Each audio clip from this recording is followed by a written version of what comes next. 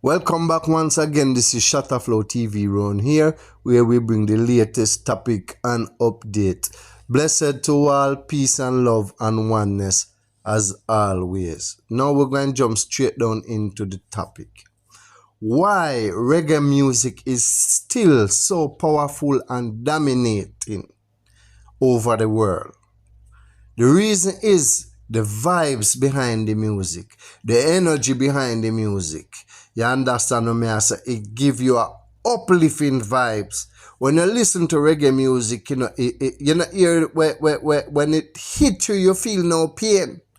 You understand what I say? You're always in a good state of mind when you listen to reggae music. Great, you have many great singers that is out there that sing these music and give us the vibes that we need to feel. A lot of time when I'm in a bad mood and I turn on some reggae music, my vibration and energy change same time. Not no long time, same time. Because it bring a good vibes and a good feeling.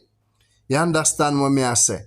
When I listen to the elder, especially the older artists them, like Foundation, like Bob Marley, right? Garnet Silk, right?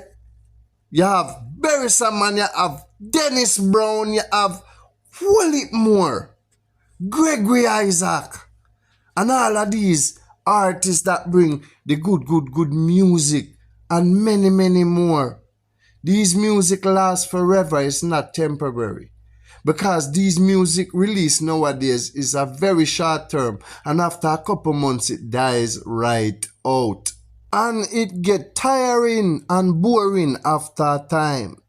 So if you ever feel down, man, listen to some reggae music and Billa One vibes. You hear that, sir? Just have a blessed and a wonderful day here. Until then, you don't know this is Shutterflow TV Round here.